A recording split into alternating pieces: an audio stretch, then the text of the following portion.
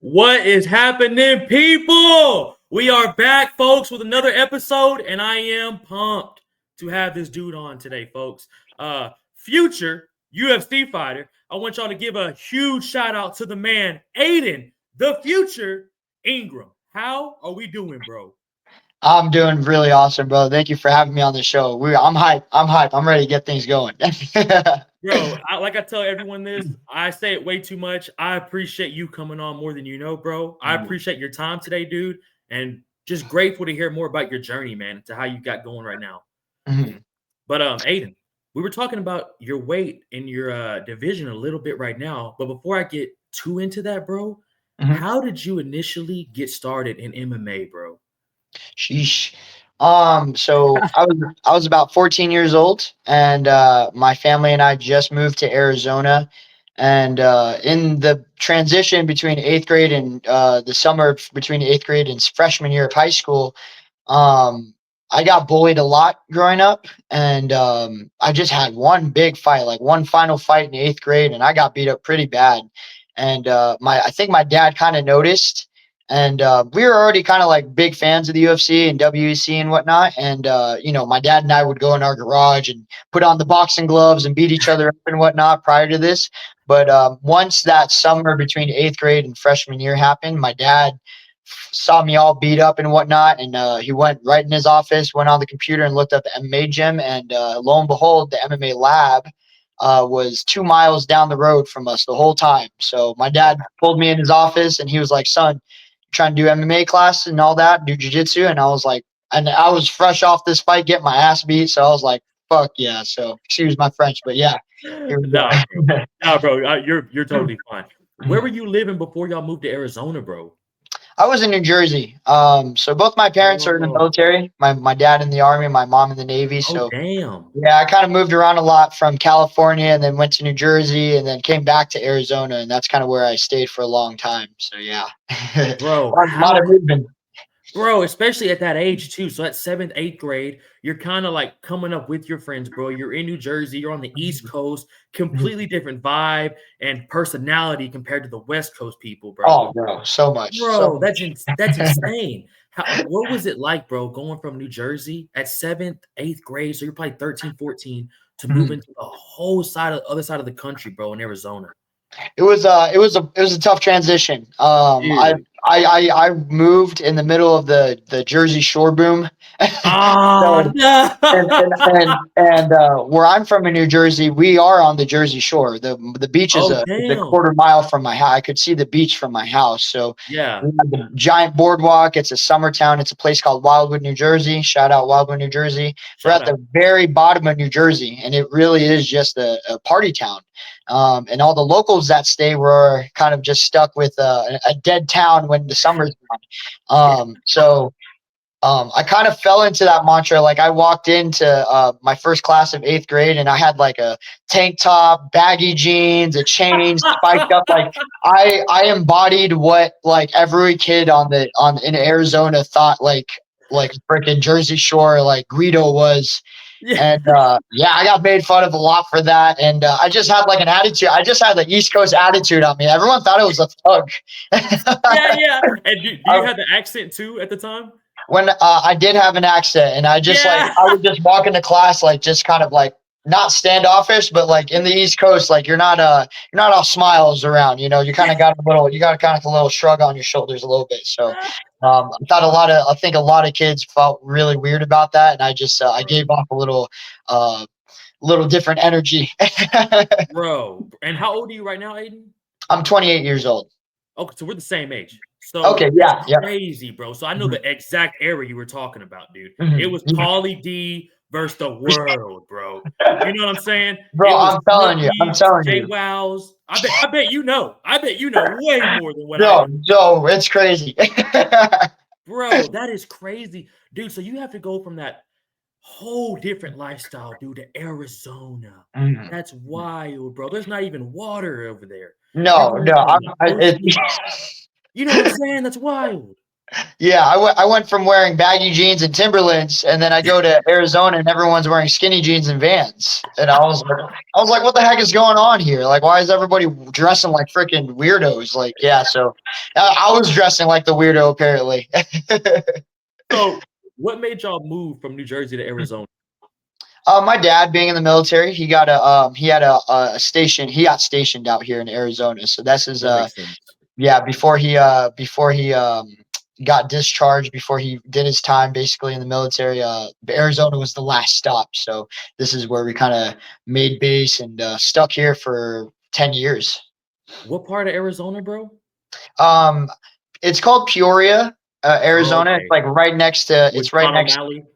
Yes, yes. So actually, Sean O'Malley was one of like kind of our group of folks that we trained together at the MMA lab. Oh, Like damn. young 35ers, 45, like really small guys on the fight team, and he was a part of our little group that would young guys that would just stick around each other and beat each other up. And the older guys like Ooh. Benson and like Jakar and like Chris Gritzmacher, those guys would stay on their side, and eventually they'd pull us aside and use one of us as a nice punching bag. But yeah, it was. Yeah, it was for the time around the same time. It was about me, Sean O'Malley, Mario Bautista, Oh, Marcus damn. McGahee, and Kyler Phillips. So we were all Yeah. like in the young guy group. That's sick, bro. Yeah, What was it like training with those guys, and how long ago was this? man. Sean probably came to the gym around my senior year of high school, so Oh, 2013 damn. and 2014. Yeah. And Tim Welsh was there the year prior. So he was there from 2012. He was trying to make his, like he was going to Bellator. He tried out Mhm. for the UFC. And then he started bringing more guys down from Montana. And Sean was one of those kids. And Sean was, I think he was like 1 or 2 years older than me. I got to Okay. look it up. But he was like another young guy on the team. And I was the youngest guy on the team. I was 17 at the time. And we just kind of clicked for a while, man. We were main training partners, and it was fun, man. It was always fun. Him, Mario, all those guys. Like we just sit back and talk about what we do when we get that big check and we get that big money Bro. and get UFC. So it's really cool seeing him. And I think all those guys I listed, besides Marcus McGahee, they're in the top 15 at 135 right now. So it's really cool to see those guys make themselves because I Sean came here when he had nothing. Yeah, bro. And then So that yeah, must be that's awesome. crazy for you too, man. You're a senior in high school. You're into the UFC at this moment too. You're 4 Mhm, years into training. You're mhm, really adapting into the lifestyle, bro. You're living it. And then you got some mhm, of the best. I mean, you got former champions now, like you said, top 10 bantamweights training with you at that age. mhm, What was mhm. that like for you, man? Was that kind of just like surreal and kind of make you want to live into the lifestyle a little bit deeper? Um, at the time we weren't. I mean, these guys we were nobodies. I mean, I'm still in, Yeah. it, Yeah. but these guys were. I mean, Sean was just going into LFA, and Mario was like kind of injured and kind of going. So like everyone was still like I feel like we're in my position now. That's a good Everyone was point. like kind of that, and Yeah. it was cool, man. Like it was really cool. The rounds were crazy. Seeing those guys spar all the time, and then me getting thrown in the mix, like it was really awesome. Bro, and at that young of an age too, man, that much because I didn't start this, bro, till I was 22. So when Mhm. I was able to spar with guys like Alex Morano, Adrian Oh Yanez wow. down here in Houston, it Mhm. was like it blew my mind, but I was 24, 25-ish. So I could kind of like take it in a little bit better, I guess, bro. Because if I was Mhm. 18, I'm fanboying out. You know what I'm Yeah. saying? Oh You know what I'm yeah. saying? Like I'm Mhm. tripping out a little bit. And Mhm. maybe it's a little different too, because at the time when you know them, they're not who they are today. They're Mhm. just they're just guys like you, just all trying to make it, all amateurs, all in like a not the UFC, but an upper level, a pro level type of Mhm. fighting. So Yeah. like that's amazing for you to experience that at such a young age too, bro. Mhm. And at that point, your senior year training, have you had any amateur fights, a boxing fight? Have you took anything at that point? I did. I had two Muay Thai fights. I Oh, had one at damn. 14 and then I had one at 16. And Okay. then the team had me do wrestling in high school because they're like, I never wrestled before. And then MMA practice was going really rough for me my first year because I had no I wrestling. feel you, bro. And Benson Henderson one time after sparring, he was like, it was that first summer, and I was Mhm. going into freshman year, so I was like a couple months into training. He's like, Aiden, you're gonna wrestle, right? I was like, I kind of want to just stay out here and keep training full time. He's like, he looks at me and he goes, Aiden, you're gonna wrestle, right? And I was like, oh yeah, I guess I am. So, so I got From to a guy compete. like Benson. Yeah. Yeah, you know what I'm Yeah, saying? But I didn't mean to interrupt you, but just from a no, guy you're good. saying that to you at a young age, you're like, yeah, no, I'm fucking 100% buying a singlet. I'm Yeah. in, bro. Like, If he's got to ask twice, then there is no question about it, right? dude, dude. And he seems like such a legit, like genuine dude, bro. What's Mhm. he like, man, before we kind of get into how you got your MMA career going? Mhm. Benson is yeah, he's everything that you see on paper or on Dude. TV. I mean, he's before practice, he'd be in his office. He's either reading a comic book or he's reading the Bible. Or Oh, that's cool. one time he was reading a comic book about the Bible. That's not even a joke. Like, and I would just, I'm 14, and I would just walk up in his office and be like, hey, what you doing? And Yeah, he yeah. would just spill out everything. So, he's a real leader. And he's remained a leader in the gym, no matter how big the gym has gotten. He's just not changed his personality at all. So as long as I've been able to be with Benson and under John Crouch for about like 9 years, almost 10 years, just super blessed to just see him and see him lead by example. He was never the type to say, hey, do this, do that. It was always like, come on with me. Come on, let's do this extra stuff. Let's run with me while everyone else is walking. And if again, like, I'm not a peer pressure per thing, but you got to lead the Oh, pack. bro. You follow suit. So yeah. Bro, that's wild too, man. Like you said, you're 14, 15. How old were you when you took your first amateur MMA fight, Aiden? Oh, my first amateur. I wasn't. 2017, I believe. No, Wow. no. 2018. So I was a little about 22, I think. Okay. Okay. Um, I took a little bit of time just because after high school, I actually had a daughter of mine, Oh, and so damn. I had to sit back and get a big man job, and then kind of Bro. handle family stuff, and then Yeah. that's when I got a little big. I got up to like 200 pounds, and yeah, 200. man. Yeah, dude, Oh my I mean, God, Aiden. I got a big boy job, but I was making big boy money, so I was eating big boy things. You know what I'm saying? I'm eating Jimmy John's every day. I'm having pizza every day. Like, it was pretty dangerous.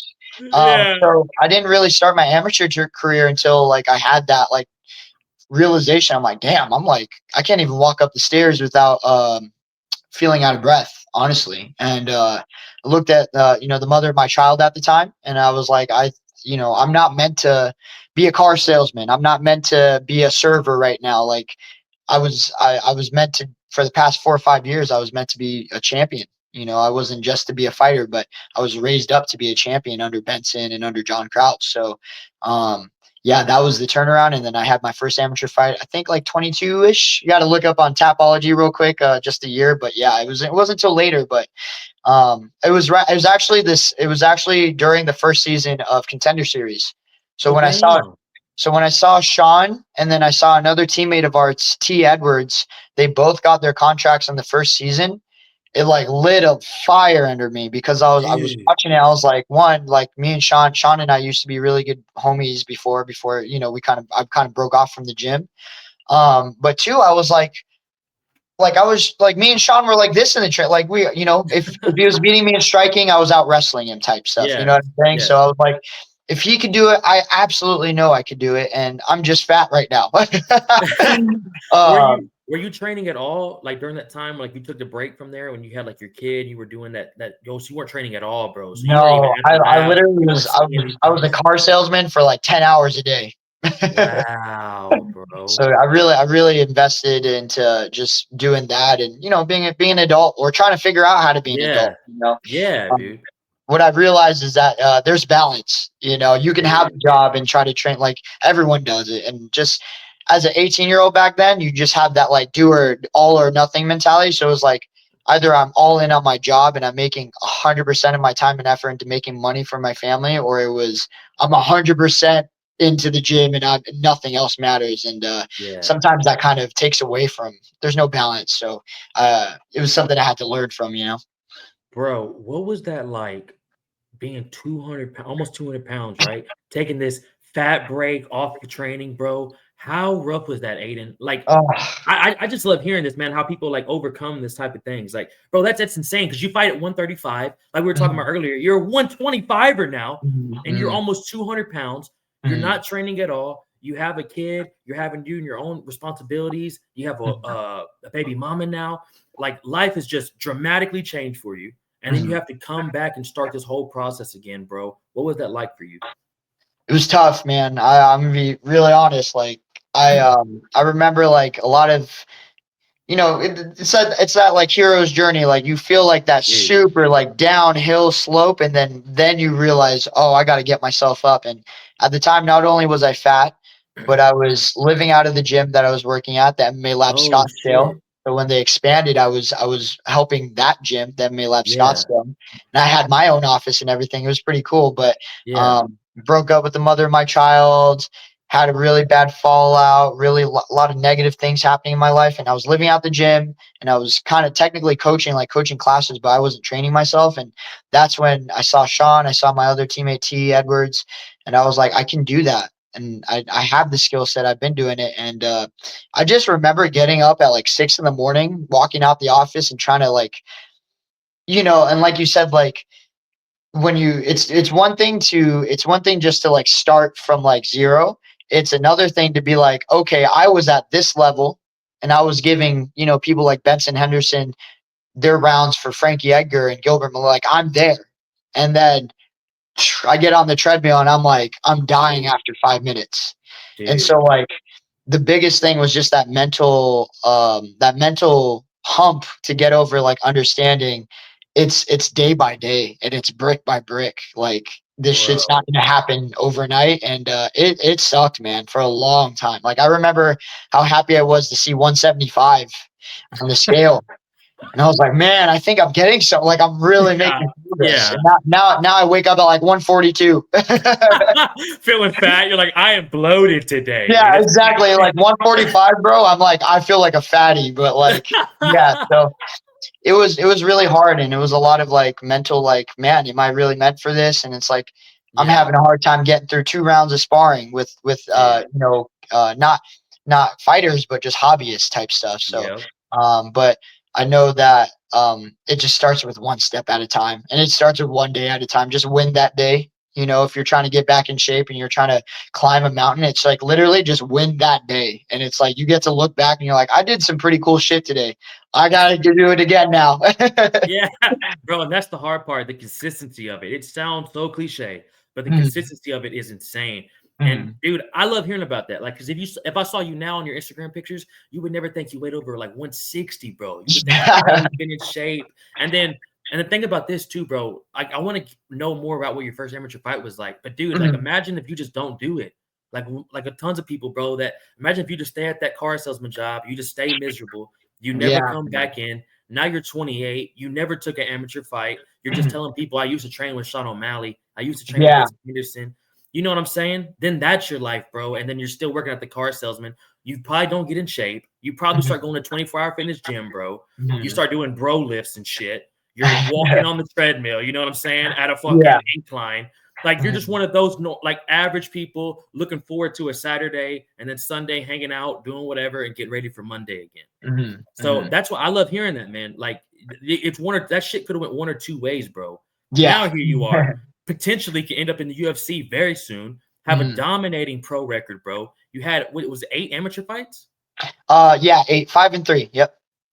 I mean, that's insane, bro. I'm three and Mhm. one as an amateur with only Oh, two nice. Heck Muay yeah. Thai fights. I mean, I'm trying to go over there to eight in the futures level, Hey, son. But but we trying over here. But Aiden, what was going through all that, bro, and cutting down the weight? What weight was your first amateur fight at? How old were you, and what was it like, bro? So I was about 22, I believe, and my Okay. that first amateur fight is at 155. That's Um, crazy. yeah, yeah. That's crazy. Yeah, man. It was time to bite that bullet. I Yeah, didn't bro. really have the backing from the coach at the time of that gym, the MMA Lab Scottsdale. He didn't want to coincide with, like, we weren't technically a part of the MMA lab, so we were a branch, right? I got you. And so he didn't really want to put fighters out that weren't having the pass from John Crouch at the time. And so me being there, he kind of told me that, and I was like, I guess, I still want to fight, and I guess I'm going to do it myself. So, Damn. lo and behold, now one of my best friends is named JT. Shout out JT, JT Scott. He walked in the gym one time right before class. Like I was about to teach a cardio boxing class, and he was like, "Yeah, I want to fight." I was like, "Okay, cool." And he was like, "This guy's crazy, man." He's like, I was like, "Do you have any experience at all?" He's like, "Yeah, I wrestled, 4 years of high school. I went state in Arizona, all that." He's like, "I never did anything after." He was about 20 at the time, 22, and almost the same age. I think he was a year older.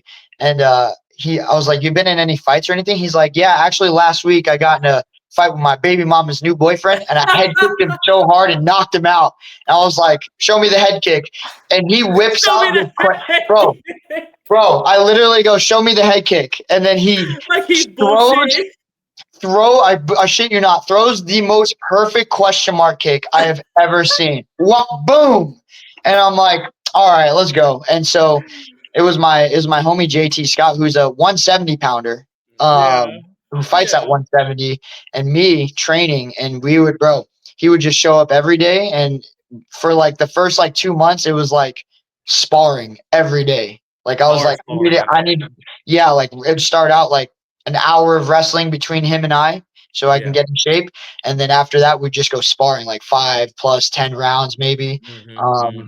And then we did that for a while. But going into that first fight, man, it was basically me training myself, me putting out my own drills, my own schedule. It was really hard not to have like a backing from not even the coach or JT's brand new, so I'm leading him. Bro. You're showing him shit. I'm literally just taking everything that I saw from Benson and everything, all my years of experience being with the MMA Lab team. I was like, I'm just going to apply it to myself now. And I ended up losing that fight by split decision. And it was a great experience. I loved it. I mean, I think I pulled I think I pulled like 8 guillotines in that whole fight. Bro, this guy would panic shoot like, and he would go like little Ben Askren style, like just, bro. And his neck was there every time, and I would try to snatch, bro, from round 1 to round 3. I would not stop pulling this guillotine, bro. I swear to God, I didn't care if I ended up on bottom. So that was the only thing that really stopped me from winning that, which it kind of upsets me because every time I watch back on it, I'm like, if we were in the new rule sets now where it's damage based instead of wrestling based back then, it would have been hands down my fight, because I was banging and then he would panic shoot. I would guillotine him and I would get out, and then he would lay on me for like a minute of the 3-minute round. So it was just really, it was fun. Like I took the time to be grateful that I even got to the fight. That's a great point, bro. As soon as I lost, I was like, I'll get him again. Like I was just ready to fight again, because I was just so happy to be in shape, or in better shape. And I just knew that I walked through when you have your first amateur fight ever, you kind of understand. You're like, oh, I think this is the world I'm gonna finally proceed into. Like when you actually have that fight, and you're like, for me, I was like, nah, I'm still fucking do this. Yes. And then do you kind of remember like what your emotions were like going into that? Were you nervous? Like, was there a fuck this moment in the back? Was there like, hey, bro, I just need to get this over with? Like, do you remember what it was like for you? No, actually, I was really excited to fight. I was more I wasn't nervous fighting, especially because he was like a 5'10". He was tall, lanky. He didn't really have like he does have Ben Askren punches. Like so like the only thing that scared me in the fight was that, I know, for real, bro, like it's bad. It's so funny because I'm in the amateur levels right now, bro, and like I've seen, like you said, I'll see some fights and I'm like, what the fuck? It was bad. So when I pulled like 4 guillotines in the first round, and then I got up into the second round, bro, I couldn't lift my arms. And Oh my I was god, like, dude. oh shit, what am I gonna do? I'm just Oh gonna my bang. god. And then who's in your corner at the time? Was it just JT? No, JT couldn't make it. I basically had 3 friends. I had my roommate who was my Oh, strength conditioning bro. coach, and then I had 2 other guys from the gym that would take classes and I would kind of train with me as well. So it Holy really was shit. just a rally of friends that weren't even no disrespect, they just weren't career Yeah. fighters. Yeah, Um bro. so it really was just like, hey, like these guys, my best friends, are gonna help me Hmm. achieve this goal and they're going to be in my corner, and I really respect them for it. And it was just like, Dude. man, we really, for like my first 4 fights, that's how it was. Oh my god, bro. Was it all at 155 after that? Or was that the only fight you took at 155? um no, I took, so it was 55, it was 3 fights at 55, and then it Oh started going dang. down to 45 from there, actually. Yeah. And how tall are you, Aiden? I'm like 5'6" on a good day, maybe. Yeah, so yeah, I got no, bro. I feel you, bro. So 55 would have been If I hang on the pull-up bar and I let my back stretch out a little bit, I'm like a good 5 and a Yeah, half. yeah, we gotta get that spine compression, son. Bro, I feel you. I'm 5'9", but if you don't meet me, I'll tell you I'm 6'2". Bro, I I feel you, honestly, bro. hey, looking at your videos, I would have thought you're 6'2" on your videos, bro. Hey, that's all about the angles, brother. I thought when you said 155, I was like, it makes sense. He's about 5'10", 5'9", lengthy guy. Mm-mm. So then I was about to ask you, bro, like, what made you go down to 35 from that? But it makes sense though now. Cause you're Mhm. bro, because it's like I'm me. small. Yes, bro, like I can't fight at 185. I'll get fucking murdered. Mm, I thought I was mm, gonna do that because like I walk around about 200, so I was like, I'm mm. not cutting a 170. Y'all got that fucked up. But then you start sparring with guys who are at 185, and you're Like, like, actually, yeah, they're fucking bro, ginormous, bro. bro, they're They're legit ginormous. 6'2", Yeah. and they're walking around like you said, bro, 230, and you're like, fuck I, this. I think Juice, he ran into, well, we both ran into Luke Rockhold, but he ran into Luke Rockhold at the gym in California one time. But Yeah. that dude legit looks like a basketball player. I couldn't believe how ginormous he was, bro. It was insane. So like a real 185er is Yeah. pretty stacked. Yeah, bro, like Apollo Costa or like, Yeah, you know what bro. I'm saying? Like a Fuck Martin yeah, bro. Jared Cannonier. Did you ever meet Jared Cannonier at the I lab? did. Yeah, I did. I actually have Bro, a he seems so cool. picture. Yeah, we have pictures together and everything, man. He's really good. He's yoked as well, man. It's crazy. Bro, he's fighting heavyweight. But Yeah, bro, yeah. that's crazy. But to get it back to you, Aiden, Mhm, so you fight those first 3 to 4 fights at 155. Do you mhm. go from 55 to 45 your next fight, or do you jump straight down to bantamweight? No, I trickled down to 45 actually. Yeah. So it What was one weight class down, and then just once 45 was easier cut, like barely. I had to cut like 5 pounds my last 145 fight, and then I was like, okay, now it's time to make the jump down. That's crazy, man, because you don't even walk around at 155 now. Mm-mm. That's wild to think about, bro. And you've Yeah, gotten older, so it's like, what the fuck? But yeah. what was the first time, Aiden, when you cut down to 135, bro? Was it hard for you? And do you remember your first fight at 135? Yeah, I remember. So my first fight at 135 was supposed to be my first title in Florida, and then the kid Oh, pulled. So damn. so I was literally in the middle of cutting until the week before the fight. So that was horrible because Dude, my body was dude. still adjusting. I was a little beefier. Yeah. Then lo and behold, thank God, like the kid pulled out, and then I had to fight a 45er, like a big ass motherfucker. So I was Dude. like, oh, okay, cool.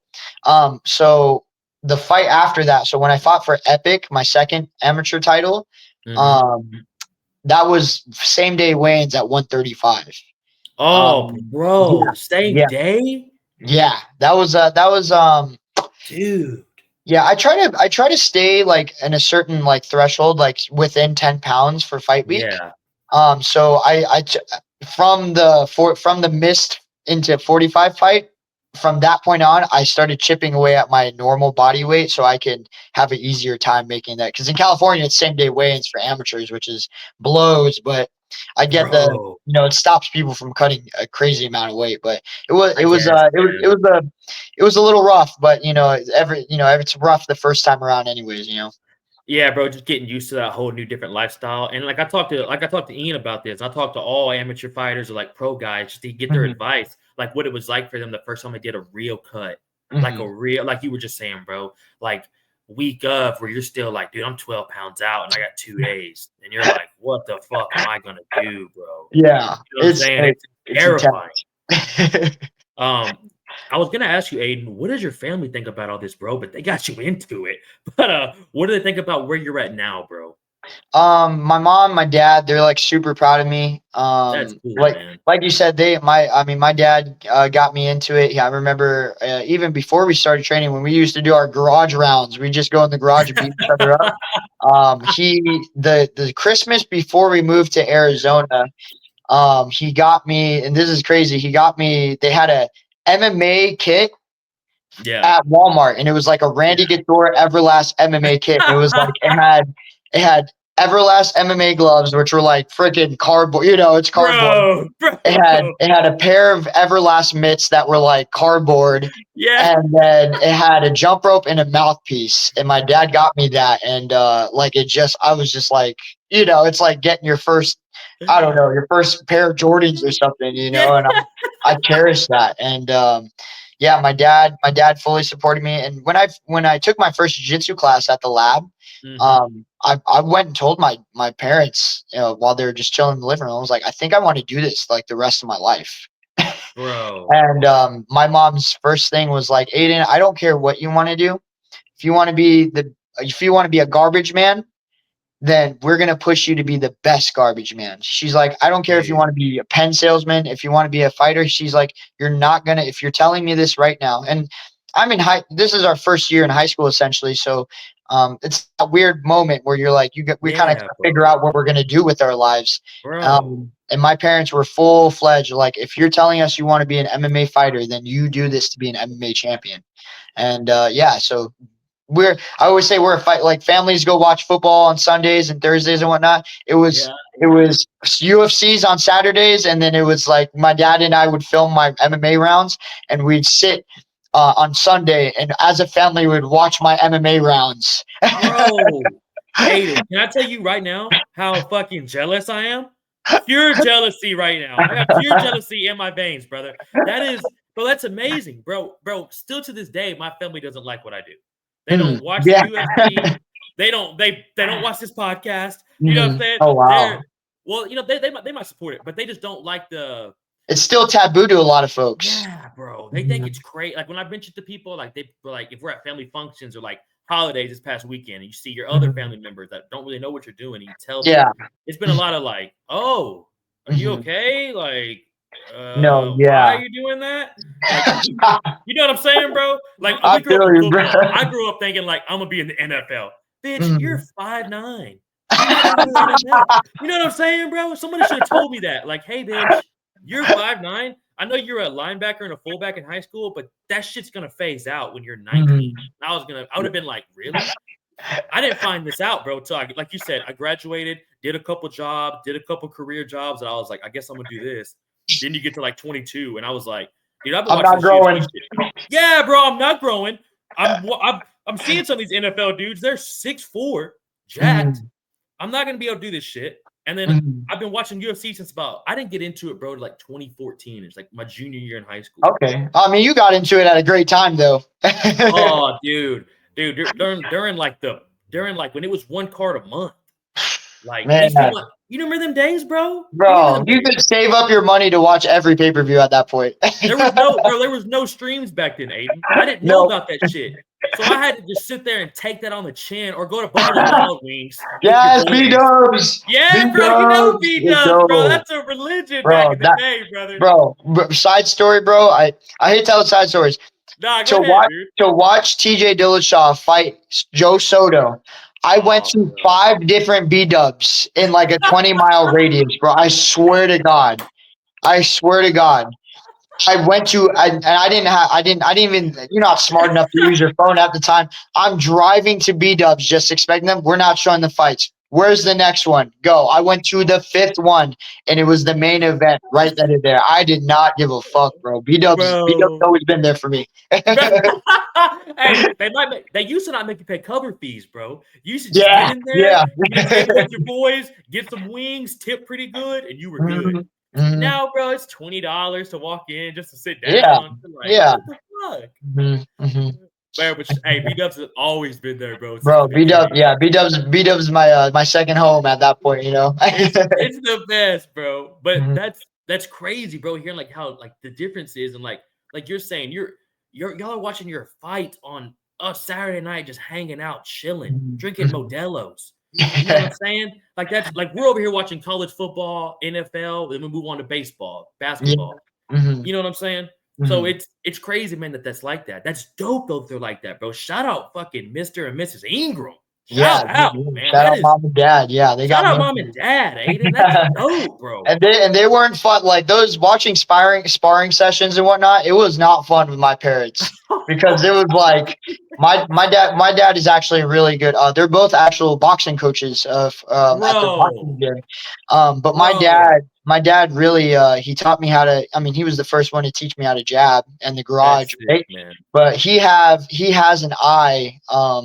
Just a tell eye for MMA. Like he would Mhm. say, "Oh, he's got to do this or he's going to do this," and then 3 seconds later, the dude would throw a head kick the same exact way my dad would say it. Yeah. And he like we would just watch my rounds, and my dad would be like, "Aiden, you're not doing like it was breaking it down," and it was like Oh some shit. they could tell like sometimes like some weeks, man, like I would take this shit for Yeah. granted and I would be lazy or I would Ooh. sometimes I would get a little too big for my britches and I would start talking shit in sparring. Bro, if I started talking shit, like my mom and dad could see me, like I would tell people to come at me sometimes, Yeah, and my yeah. mom would flip out. She's like, "We are not paying you to be like that. We're not paying you to at this gym to be like that." Like it was, yeah. So it was all fun and games until like I had to act like a professional sometimes.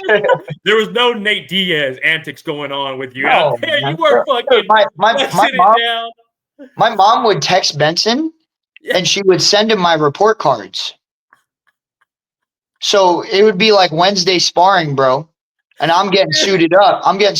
And Benson would sit next to me and he'd be like, "Aiden, you're failing math this week?" Straight up.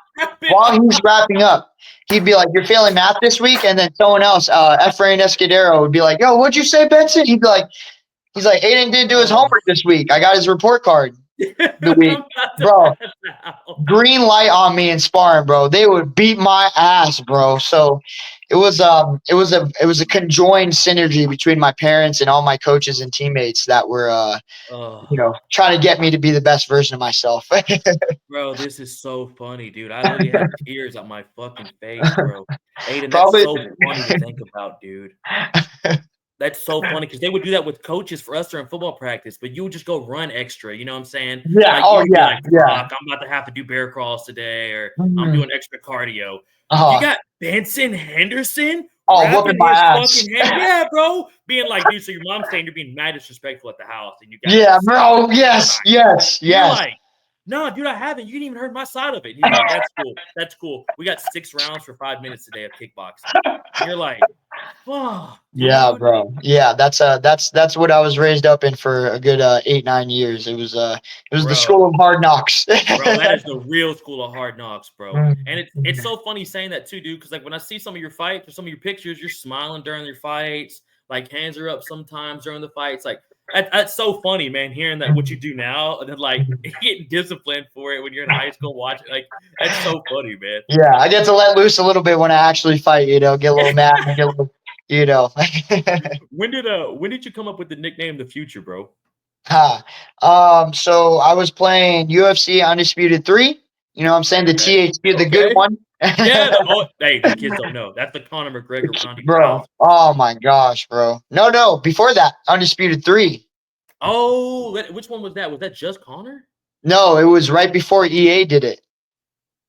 Oh, I know, Bro, bro. Okay, I got you. I got you. I got you no, now. you're good. This came out in 2012, and I the got you cover now. was Yeah. the cover was Anderson Silva. So it was like right Yeah. when Anderson. So I was doing career mode, and I unlocked a challenge. And back then, when games actually gave a crap about like game content, they had all the nicknames locked.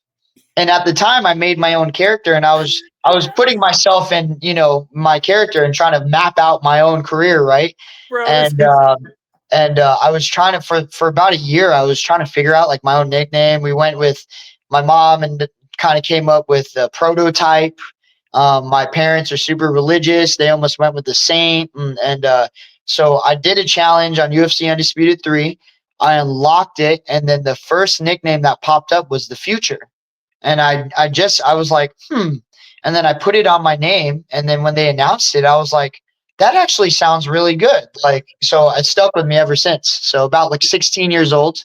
So Ian Gary, Macy Barber, those futures, they got that shit way after, bro. I got that shit back in 2012, and I earned it. I had to beat Rampage Jackson's ass, bro, on career mode as Vanderlei Silva to get that nickname. So I don't hear nothing about them. Oh, I'm just the future. I'm the young guy coming. No, I had to earn that stuff. Hey, bro, back then the game would actually say Aiden the Future. Yes, bro. Ingram. So when Pete Yeah. Butler says it in the game, you're sitting Yeah, there bro. like, Yeah. oh shit, am I the future? Yeah, bro. It was legit. And you could actually customize your shorts and write your name on it and stuff. It was pretty in depth. So I went all out, bro. So that's how I got my nickname, is I unlocked it on Undisputed 3. Yeah, and it stuck. Bro, that's amazing. I thought it was like how everyone says, like, I'm the future in the sport. Bro, that's way better. I fucking love the origin of that, Aiden. Yeah, thank you. Bro, another thing too, I've had you on for 40 minutes now, dude. I big appreciate Yeah, it doesn't feel like it at all. Yeah, no, dude, I big appreciate you, bro. I said I'm gonna have you on for 30 minutes, and we're 41 in. But a couple more questions though, bro. Before I get you out of here, man. I big appreciate your time. Appreciate it. Would you prefer to get in the UFC through the Dana White Contender Series, or would you rather go to the Ultimate Fighter? Oof. When I was younger, I thought the Ultimate Fighter was going to be the way. I had a lot of friends go through the Ultimate Fighter, but then really? I had a lot of friends. Efrain Escudero, he won Ultimate Fighter Season 8. Damn. Alex Caceres, he was on GSP versus Koscheck season. Just a lot of. I mean, Benson tried out for Tough 3 times. They denied him all 3 times? Yeah, bro. What the fuck? What were they looking for during that season? Holy I have shit. no idea. It's you ask about Benson before. It's like, he is how he is in interviews and stuff, but it's just not what the UFC. It's like Demetrius Johnson. Demetrius Johnson was clean cut. He just played video games, didn't talk that much shit, and like, so same thing for Benson. I mean, almost disrespected as a champ. I mean, I think the statistic is that 20% of UFC champions defend their belt 3 times or more. That's 20%. That's 1/5, right? Benson falls under that 1/5, and it's only 3 lightweights that have defended their belt. Well, now 4 because of Islam defended their belt 3 consecutive times. So he's amongst one of the elite of lightweight. Still doesn't get his flowers, which kind of always upset me. Every time I'd be like, bro, back then I'd be like, yeah, I trained with Benson Henderson. Motherfuckers would be like, are you talking about Dan Henderson? I'd be so mad, bro. Bro, are you serious? Yeah, no one knew. No one knew, bro. And this dude's a motherfucker. Bellator, Karate Combat against Pettis was amazing. Yeah, bro. Yeah. He's still doing the damn thing, son. Yeah, bro. Still doing OG. Yeah, bro. Real OG. So you kind of already had like their point of view of the Ultimate Fighter already in your head. Yeah, like what you had to go through. And then when you get older, you realize you're not as social. And if you put yourself in a house full of guys that you probably are going to have to fight for, like that's going to change your life, then oh man, I've got 20 minutes of social time outside my house, and I got to go back inside my house and like hibernate. Right? I can't imagine being in a house full of dudes, like sleeping next to a guy that you're like, man, this guy might try to take away like my career from me, like next week. And there's no escape. You can't just be on you can't play the game to get away from it. You can't be on your phone. No, not at all. It seems like forced to talk. Yeah. Well, it seems like now like Tough has kind of gone downhill with exposure, and then Contender Series is like really up there. I mean, who doesn't watch? I mean, if we don't have a fight, if you're a fight fan and you don't watch anything during the week. Contender Series is such a fun Oh, watch, bro. People oh are my fighting god, for their life, bro, bro! and How it's many freaking. knockouts did we see last year that could have been on a pay-per-view card, Oh bro? my And gosh, bro. fights, bro. There were fights on there that I was like, Dana, give these both Yes. 50K. Holy fuck, I know, paying them peanuts right now. bro! They're getting 10. They're getting maybe 10-10, maybe who knows, maybe 5-5. It's To five. that's what I'm saying. They're getting five and Yeah, it's five, bro, to five. go out there and put on a fight for your fucking life, Life. bro. On a Tuesday afternoon in front of like maybe 80 people. Hmm. But so But yeah, I think contender. I always right now I visualize myself through Contender Series. That's actually that's kind of what's been the up, bro. plan. I've been talking to management and whatnot, so that seems to be the most viable and most realistic option for myself is Contender Series, and I really hope that I can get on this season coming up before the end of summer. So I really want to get these next 4 fights going. Knock some heads, and then just put my name in the hat and be ready. Bro, and being at 125 is perfect, bro. Oh yeah, They shallow bro, division. bro, they need way more 125ers than they do 35ers, bro. Yeah. Oh, bro, it's crazy. So Way it was more. like if it was 135, if I wanted to map my career out, it would have been like 5 more fights and more of this. Dude. And at 125, they need to see me make weight. They need to see that I can fight at least 3 times, 3 to 4 times at 125. And it's really just making the weight because that's a harder division to make weight for, I believe. For men, I believe. Yeah, And bro.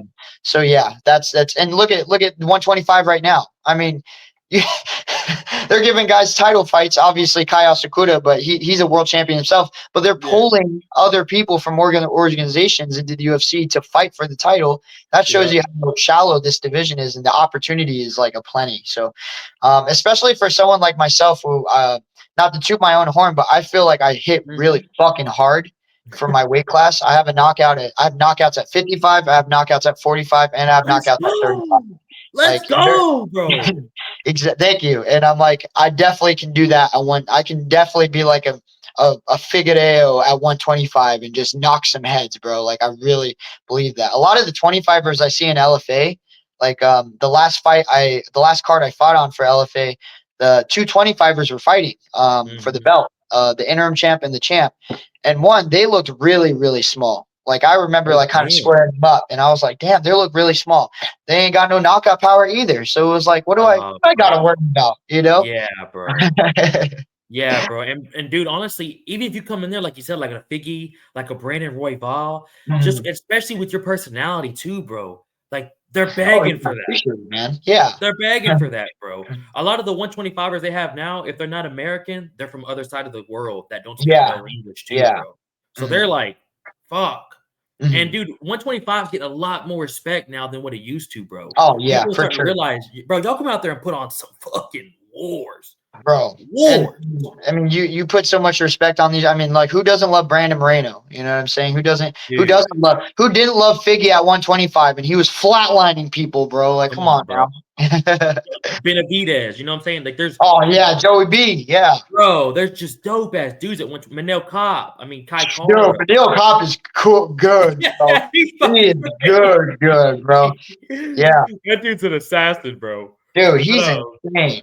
He actually bro. just Ian and Juice and I used to train with the guy he just fought, Bruno Silva from Fight Ready. Oh, Yeah, man. damn. So it was really cool kind of seeing that. And Bruno Silva takes a lot from Henry Cejudo, has that karate style. So it was kind of Yeah. interesting to see him try that on Manil, and then Yeah. Manil was not having it at all, bro. He was like, "Oh, I know karate. I know pop Yeah. shotting on the outside." Um, another thing too, Aiden, do you prefer training at a big gym or a small gym, bro? Oof. I a little bit of both. Yeah. Because you So train at a the lot. You train at like 4 different gyms. Yeah, I train a lot. So the gym that I'm at here it's called Legion MMA. It's Mhm. it's a bigger gym, but with multiple programs, like a boxing program that class every day that has like 20 kids in it. You know what I'm saying? Or the jujitsu class has like 15 to 20 people in it. Mhm. Um, and then the more competitive you get, like the less fighters there are, and like it becomes a close knit more group. I like I like going to like a big ass jiu-jitsu gym and like getting lost in the sauce, you know. Like a Um, planet, like a 10th planet. yeah, I like drilling, I like having fun. Same thing with like my striking. But when it's time for camp, like I'm ramping up for it now, I rally the troops, bro. It's like Navy SEAL time. Let's It's like go. 4 or 5 of Let's us. go. Yeah, it's like 4 or 5 of us that are trying to do the same thing. You know, maybe amateurs or guys that are kind of the same level, same size, same skill level that just want to grind with you and they're willing to put that work in with you. And that's all you really need, man. Like Juice and That's I, all we you went out to California for the first time. Like that was need. the biggest thing we picked up from those guys like TJ and Cub Swanson was that they didn't really train. They all came from big gyms, right? Cub came from Mhm, the Jacksons. TJ came from Team Alpha Male, but here mhm. they are at the training lab, which is a big gym in itself, but they only stuck to like their group of 4 or 5 guys, trusted guys. Like, I know you're going to push me, but I know you're not going to try to fucking slam me on my head and, make sure I can't fight type shit. But I Yes. also, again, on the other side, I know that you'll keep my ass in check if I'm being lazy type. So yeah, I think the big gym to kind of get your general like go to Muay Thai class, go to jiu-jitsu class to kind of get so many different looks because that's really needed. But when it's time for the fight, bro, it's time to rally that Navy SEAL group that you got, your friends, your homies, guys that one training partner that you always get with on that Yeah. Wednesday, you know what I'm saying, type Yeah. stuff. So Yeah. yeah, but I definitely like training like in a close knit group because you get to fixate on a lot of things that you need to work on. Hey, I need 2 wrestlers tonight. I need 2 wrestlers to come shoot on me for 40 Mhm, minutes straight, and we can talk about mhm. it type stuff. So that's what I like. I like the enclosed, and that's how me and Juice train when it's time for camp as well. So Bro, I love the way you and Juice look at it, man. Y'all really do mhm. have the same mentality for real about that, bro. Oh, Like Juice, appreciate it. Juice said basically the same thing, bro. Yeah. Like almost identical. And then when it's and like honestly, bro, like you said, when it's time to get in fight camp, like same with mine. I have a kickboxing fight coming up in February. Oh, nice. But Hell yeah. bro, it's nothing too crazy though. It's gonna be at like a Nah, it's fight college. to It's fight, gonna be bro. Hey, Madden. someone getting Fight to laid fight. out. That's all I know. Hey, Hey, and it's someone not getting fucking laid out. me, son. Hey, Fuck you. these motherfuckers. Let's go, baby boys and Let's girls. fucking go. We're here to fucking kill. But That needs to be a shirt. It ain't me. it ain't me. Someone's getting knocked out, and it ain't fucking me, son. Let's Uh, go. but bro, I love the way you looked at that though when you said, but when it's time to get in fight camp, you got to bring the Navy, like bring the fucking troops together, son. I've never thought about it like that. Like that's so true, man. Like even when I get in camp, I don't go to the UFC gyms no more. I don't go to Heritage Muay Thai over here where like Eve Edwards is at, Adrian Yan is like Oh, where if you wow. go to class, Yeah. it's 30 dudes ready to spar. Like I don't do Mhm, that at all, bro. I'm training mhm, with, like you said, I have a striking coach, one other coach, like I kind of chop it up with at these bigger gyms, and I'll have like mhm, whoever shows up at the gym that day wants to like help me out. mhm, Like mhm. I'm not trying to fucking come in here, do 3 sessions a day with No, like yeah, a bro. Russian, a Brazilian killer that's a black belt in jujitsu. You know what I'm saying, bro? Like you're not about to break my fucking knee or like Yeah. or Oh, you yeah, bro. come up on a headbutt and I got my eye cut open. Now I'm fucked. Yeah, yeah. You know what I'm saying? Like I'm gonna be with people who I know who can control themselves. And like you were Mhm, saying, bro, mhm, that's perfect. Learning it from guys like Cub, TJ, who do the same thing, man. mhm, mhm. Aiden, I got a couple more questions, bro, before I get you out Yes, of here, sir. bro. I got you. Where has been your favorite place you have fought at since you started fighting? Ooh, man. I really like California, LA. Dude. The LFA goes to that venue all the time, Commerce Theater. It's Oh, and that's nice, bro. yeah. It's a nice little resort. It's not too big. It's not, but it's got a good venue. They put the pyrotechnics out. They got all the lights and stuff. Oh, The damn. other organization I fought for called UNF, the like the Schmo is on it. He commentates for it and everything. Oh, It's a good cat. They have a lot of UFC, like old UFC, like Francisco Rivera is their champ and stuff. So a lot of names on it. And it's at the same venue. And it's kind of the same. They put all the pyrotechnics and all the light shows up. So Commerce Theater is really nice. If we were to go out anywhere, I mean, the most memorable place probably Florida. Ian fought in Miami. oh, damn. I saw. Did you corner him or were you just taking I pictures? Or did. what? I did. I've cornered Ian for almost every fight except one fight, which I completely Oh, regret. So, bro, you yeah, didn't tell me that. You mhm, didn't yeah. tell me that. What's that like, bro? Do you like cornering guys? And like, what's that I, experience for you? I love it. I love it. So, if I'm not training myself, like if I'm not full time training, I'm full time coaching, right? Like, Oh, and that's it's not dope, just dude. like I do like cardio kickboxing classes over at like a boxing fitness gym, but I Yeah, come over to my MMA gym out here in Arizona, Legion, and I also coach the kickboxing program. that's So guys cool. that are like you that have a couple fights under their belt but still amateur, That's trying to dope. build up. So yeah, exactly, bro. And that's where it starts. Is that if someone like me who's a young professional can lead, uh, you know, um, 3 or 4 guys just like you to do what I do and be a part of my camp, it only raises the room. So since I started, so after my last fight in LFA, and I came back here and I got this job full time to be a kickboxing coach for the program for the competition team. I believe we went 5-1 since Oh, August. let's So go. I'm a pretty Let's good coach. go. Let's go, son. But you Yeah. seem like it though. You seem like a real personable dude. You seem like you would actually care about the dudes. You're not just doing Oh yeah. drills and pushing them out. You're not looking at the clock like, all right, we got 12 minutes left. Let's Mhm. fucking we're gonna just do squats. Let's do conditioning. Let's go hit the Yeah, bag. no, All no, the time. no, not at all. And Yeah. especially at this gym, like I have a standard to like, even if you got a soccer mom that's doing my class, like you're still gonna learn how to defend. You're still gonna learn how to beat your uncle's ass at the barbecue. Yeah. You know what I'm saying? Like, That's so but that's I'm not. legit though, dude. Yeah, exactly. I'm not gonna be apologetic for having a high standard. You know. Fuck no. Mhm. Fuck no, bro. But yeah, I love coaching. I love coaching, man. It's if I like I said, if I'm not fighting, then I'm coaching. But I love it so much. That's cool, man. And it's probably cool being in the corner too. Like you honestly kind of get like not the night off, but you get to see like the fight from the best seat in the house, and you get to watch your guy potentially get the dub, which feels Bro, like you're getting the dub.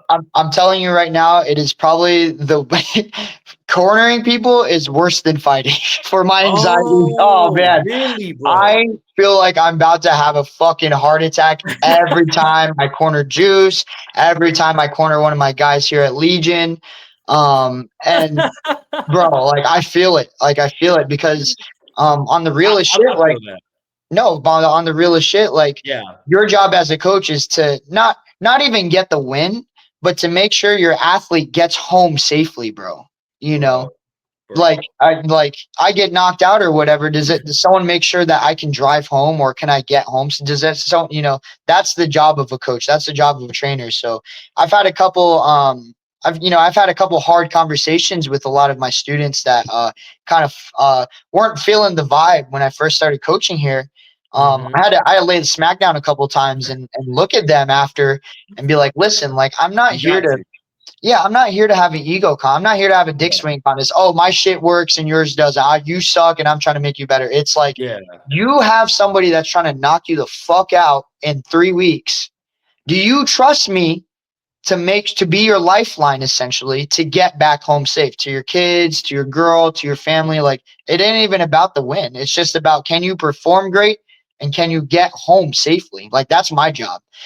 So that's why it gives me so much anxiety. Like I actually had one of my favorite students. His name's Luke. He's from Texas. Let's go. Shout His out Luke. first, yeah, shout out Luke, man. He's the other ginger ninja, man. This kid's awesome, bro.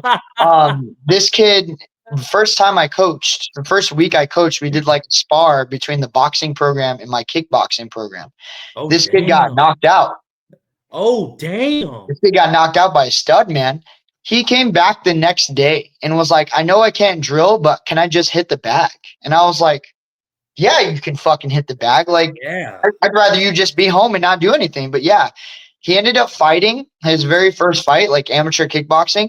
Yeah. Fucking fight of the night, banger, bro. Like, Oh just my god. fucking went ballistic, bro. Crazy Texas boy, man. He didn't give a fuck. He brought the American flag shorts and everything, bro. It Let's was awesome, go. bro. Let's go, Oh Luke. my god, bro. My man Luke. So Fucking shout yeah. out Luke, bro. Yeah, so we have a good crew over here at Legion, but yeah, I love coaching, man, so much. It's a second, and it helps you almost like Benson, like I said, it's not do this and this is right. It's like, hey, this is what I do, guys.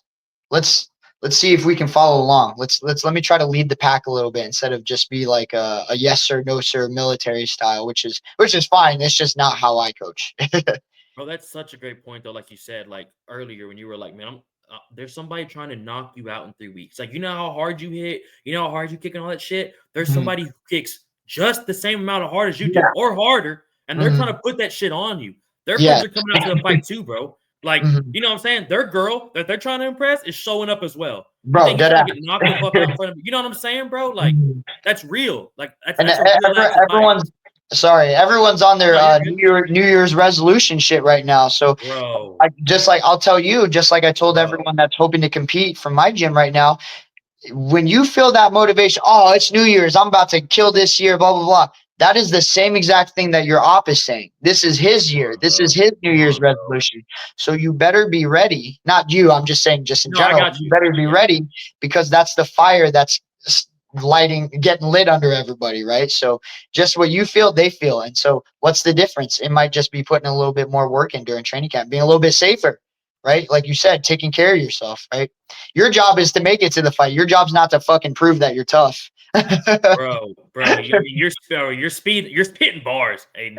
Like No, yes. literally everything you're saying, bro. I mean, facts. Like a Mhm, motherfucker. Like this is mhm, real life. Like people told me this, and I would first start it, and I would laugh, and then like you mhm, kind of get into it, and you're like, mhm. oh shit. Yeah, bro. Like, oh shit, like this is real. Like you were saying, Mhm, bro, like you might skip 2 days of conditioning that day that you didn't want to do. Or maybe you're mhm. eating like shit at the crib, Oh, thinking bro. like, well, the weight's still coming off. You're Mhm. but like fucking hey, dude, the dude you're eating, he's not eating Taco Bell at Bro, 9:30 at I, night. I I tell this to everyone all the time. Is like my last camp was the first camp I took all the shortcuts. Like I did Oh wow. I did just what needed to be done. I would show up to Yeah, practice. I would show up to 2, 3 practice, whatever Juice and I got the schedule going. I would fucking kill it in those practices, and I would go home, sleep, and that was it. No assault bike sprints, no extra rounds, no body. I usually like to go just body boxing with my friends and just like kind of get some hair on my chest. get Like that's conditioned. oh, bro, Yeah, I yeah. love throwing bodies. Ask him. Like if it's just bodies with MMA gloves, say less, bro. And just that extra work. Get in to practice 10 minutes early and just do shadow boxing and footwork drills. Bro. Work your mental game. And I took all those shortcuts, came in the best shape of my life, came in most confident. Like I looked at this kid right before we were about to fight, and I was like, man, I'm gonna knock his ass out, bro. This is Yeah, not nothing. yeah. And you know what? Like that first round, I felt like I don't think I could have missed. Yeah, yeah. Oh, bro, I was banging on this guy's head like a drum, bro. And then in the middle of the round, I will hit him, bro. I would scream when I'm hitting him. Like I would just Yeah, and it's an yeah. arena. We're the first fight. It's loud. You can hear everything. And this kid would get mad. He would go and like freaking run at me. And Oh, damn. bro, yeah. And so in the second round, I gassed out and I'll be super serious. I made that decision to quit. I felt like my legs felt like I shit myself. Dude, I And promise you I've been there. oh, I feel you, bro. Yeah. And I told myself, I was like, all right, I'm gonna back up and I'm gonna swing as hard as I can. And that might be it. I think I'm just gonna sit down and take this one off. And that's what I did. It ended up being really embarrassing, and I had to face a lot for myself. But going back to what we were saying, it was like doing those extra things, like not taking shortcuts. Come into practice, come in 10 minutes before practice, do shadow boxing. That shit will matter. Or get right after practice, after hard sparring. This is the best time to do it. After hard sparring, get on a fucking bike for 10 minutes. Just go on. You don't even have to go super hard. Just get on the bike for 10 minutes. Like I cut all that out and then I wholly regretted it. So when I came back here to Arizona, first thing I did, bro, was get on that fucking bike. I sprinted until I cried, bro. I swear to God. No, dude, I was, I believe you, bro. bro. So yeah, just a forewarning. Never Because stop you're those letting that bikes. out. You're kind of letting Mhm, that out too, bro. Because dude, I was 2-0. Same thing happened to me, dude. That's crazy you mhm, said that. I got one more mhm. question. Like I said, and I've had you Oh, on you're for like good, bro. an hour and 15. I big appreciate you. Dude, like you said, same exact thing. Like I was 2-0. I was like, I am fucking Chuck Liddell. I don't give a fuck. I'm gonna come in here. Both fights by TKO. So I was like, I Oh, have the nice. hand. I was like, I have the touch of God in my hand. Yeah, So I yeah. get out there, I get out there, and the dude I'm fighting was he had 11 fights. I think he was like 7-4. Oh, damn. Nothing that like I know, like damn, like 7-4. Like what the fuck you still doing here? But Yeah. it is like whatever. I got the touch of God. I'm gonna go in this first round. I'm Mhm. bullshit, like you said. I barely made weight that camp or even Oh, further wow. till the fight. Get out there, first round is not like yours. I wish I could say I was banging him up. He was banging me the fuck up. Oh, wow. And every once in a while, I'd land a shot to where like I'd see that he'd feel it, and I could Mhm. press up a little more, and then he'd whip me with some shit that I was like, "What the fuck?" So second round, like you were just saying, bro, I like that. Like, let me be real with you. I'll be real with you. Same moment, bro. Like, I remember looking up at the clock, bro. I had 3.5 minutes, dude, and Oh, God. dude, I could not believe like how quick. Like, I was like, wow, we're only a minute in, and I look back at him, bro. I got kicked with a body shot that I blocked, and I just like backed up, like that kind of like, oh, Yeah. like this could be a good way to like Yep, yep. lean on the cage. And then Mhm. he came up on me, and then amateur, bro, let's stop that shit quick. Oh, yeah. Oh, yeah. Came on me, he threw 2 body shots that did fucking connect. And bro, like you said, bro, I just dropped. Oh, I knew the ref was fucking almost touching us. I was like, if I fall, he'll stop it. And oh, wow. I dropped, bro, and it was over. Like you said, bro, Man. I'm 2-1 now. Friends are there. I'm embarrassed. I didn't train for like 8 months. I was Wow. done. I went Mhm. back to a normal job, bro. I didn't show back up to the gym. Like people were hitting me up. I was blocking numbers. I was like, I'm done. Like I've never been so embarrassed, bro. And so like mentally, I knew I pushed out. I think Mhm. that's what fucked me up too. Is I was like, Yeah. damn, dude, like people can fuck you up. Like you're really Yeah. you're not that cold. Like you're No, not that yeah. It's well, I was listening to an audiobook, and the first thing they said was people say winning and losing doesn't matter until you've lost. because dude, then it really does fucking matter when like whoever says that bro, winning and losing doesn't matter, like yeah, there's an extent to that, but everything sucks more when you lose, bro. Like you said, like dude, there's a lot of mental lapses. Chael Sonnen said like quitting is the most available option. And dude, when bro. yeah. No, I'm bad. I mean interrupt you. Every time I hear Chell talk about that, when he's like, and let's be real, people do quit. Like when he gets into it, like Yeah, at a yeah. post fight Chael's a speech, great coach. bro, he seems like an amazing coach. When Kobe walked out with him, I was like, Kobe might get the Yeah, dub. bro. Kobe might fuck around and win. Based off that fact, bro. But Aiden, thank you for being that real moment, bro. Because I No, promise I you, appreciate it, man. like, Thank you I for being swear real. I get it. Bro, I get it. And I've mentioned it on here before. Like, I've Mhm. told people, like people that I've trained with, I'm like, dude, listen, dog. This shit can go downhill like that. Mhm. This shit could turn around like that, bro. But then But you lose, and then you're like, okay, the training becomes like, how can I not make that happen anymore? Like yes, you've already bro. seen the depth of it. You've seen the worst Yep. of it. So it's like literally let me do the reverse of that. And I'm not gonna lie to you, a little bit of it's fear too. A little bit of it's like, damn, bro, like, what if that shit happens again? Or what if I Bro, get yeah. put out this time? Like, Mhm. what if like when I leaned down to cover those body shots, what if he'd have came up with a hook and just Mhm. would have cleaned my shit up? Mhm. So it's like Mhm. shit like that goes through your head, and this is not the sport, bro, to be second guessing yourself. No, not This at is all. not the sport, bro, to be like, fuck, man, do I want to do this? Like, Mhm. this is no time for that, bro. No, No not at fucking all. time. Not in the But cage or the not ring. in the cage, bro. And I'm gonna get it on my last question, brother, to bring it Okay. back Yep. to positive vibes over here, Okay, okay. which they've been positive. Don't Yes, fucking get sir. it twisted, folks. We're just being fucking real with y'all, and I Yeah, big right. We appreciate got a Aiden little today. real. Yeah. I was about to say we never fucking got negative, but we got a little real. Mhm, But mhm. Aiden, what has been for my last question, dude? What has been your favorite walkout song you've walked out to since you started fighting? Man.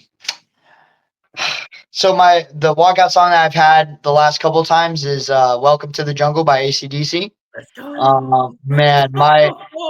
my grandpa was he was not only in the Navy, he was a chief in the Navy, and then he retired and then became an undercover narcotics detective for the Phoenix PD out here.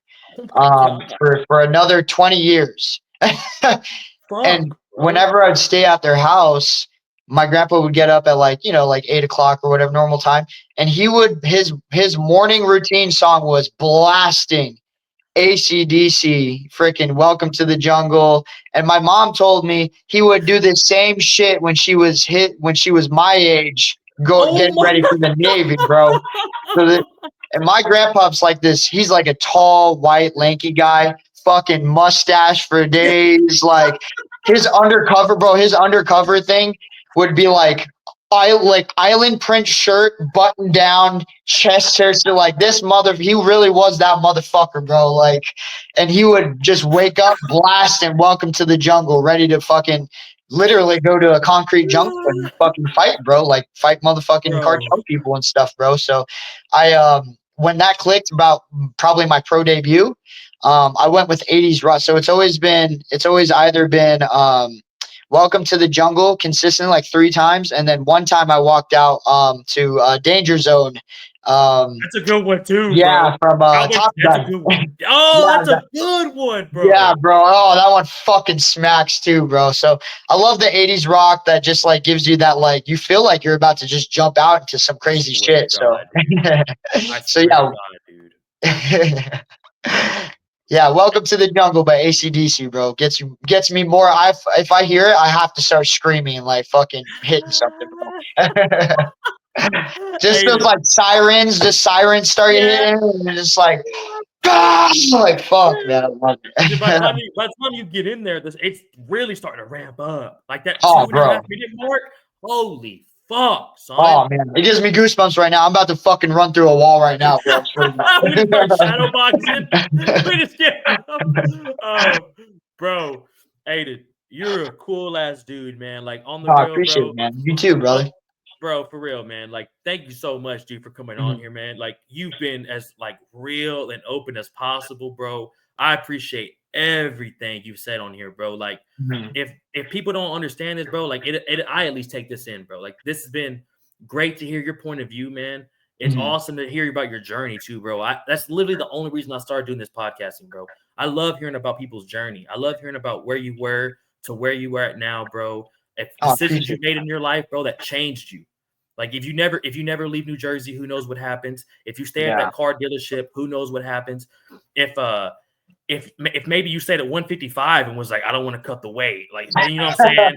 You know what I'm saying, bro? Yeah. Life's weird, bro. If your dad never looks up that gym at the lab, let's say, what if you go to a bullshit ass gym that your Yeah, mom ran? bro. You know what I'm saying? Like life's weird, man. Life is crazy, bro. You've really handled life in a great way, dude. You seem like just a positive dude too, man. Yeah, I Like just a appreciate real it, ass man. dude, bro.